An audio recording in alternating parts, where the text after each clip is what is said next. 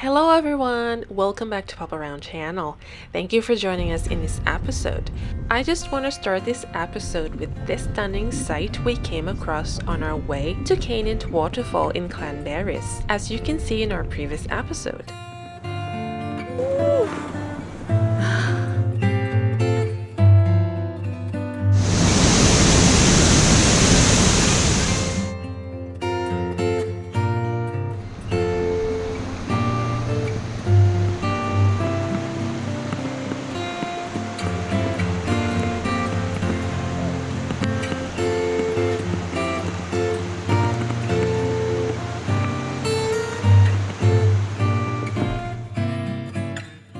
Penny Pass is the road that runs along the valley between Snowdon and Glyndefawr. A few popular hiking routes start here, including the Pig Track and Miners Track. We're going to be hiking up Snowdon as well in this series, so stay tuned. But right now, we just want to enjoy this spectacular scenery before we move on to the next destination. I'm telling you, it's very difficult to walk away from something like this. We just want to make every second count.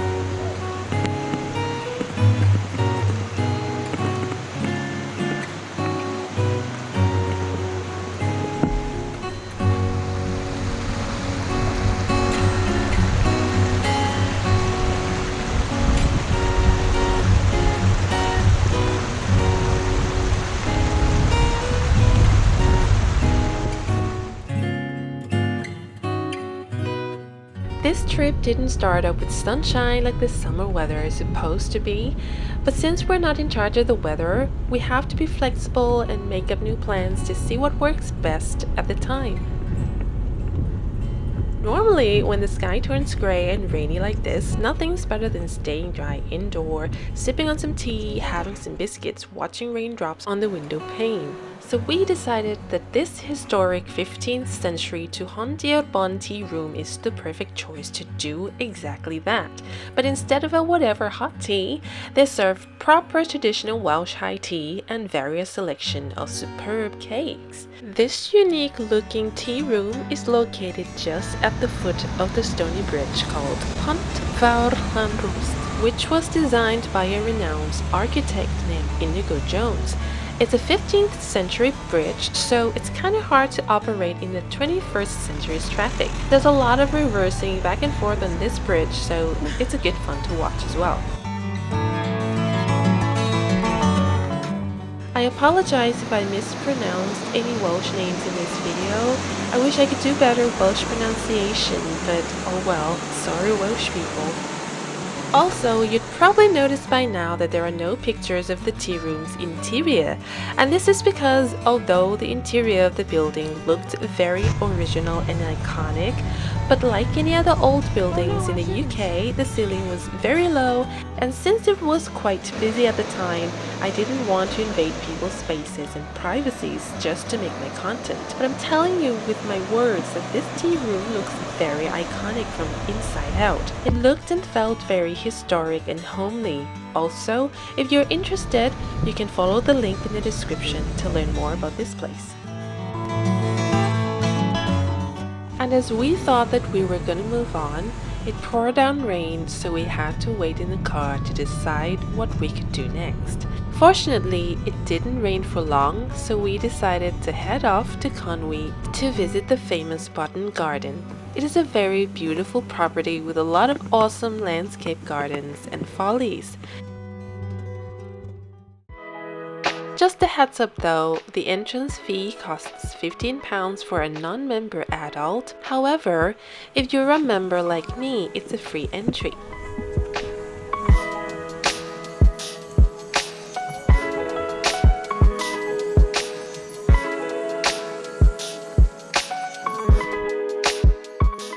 The key thing we wanted to see here is the world famous Laburnum Arch that is supposed to be very spectacular in the summertime. It is probably the longest and the oldest laburnum arch in Britain as well, but we know that we wouldn't see this 55-meter long arch full of laburnum at this time of year because it's a bit too late now.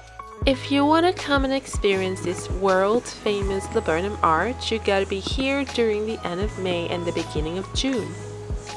But there are certainly a lot to see here, so there were no regrets for us.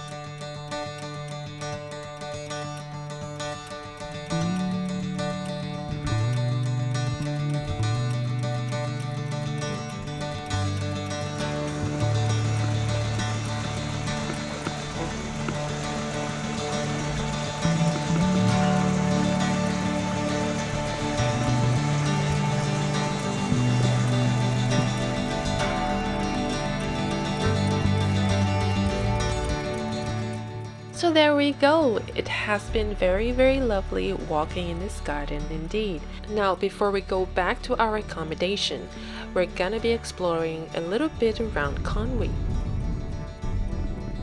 The town itself is located just by the sea. What's interesting about this town is its beautiful castle and the old town walls that looks pretty much intact.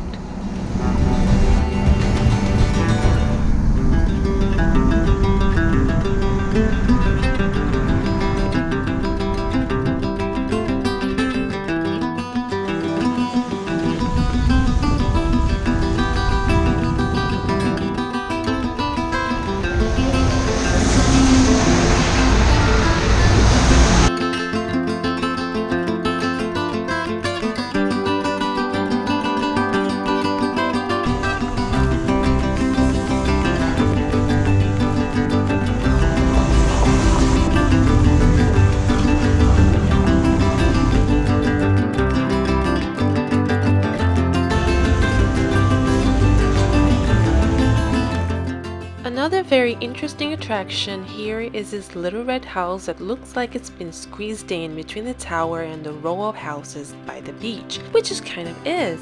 The history is that they were building 2 rows of houses each side of the town wall, and the 2 rows of houses didn't quite meet.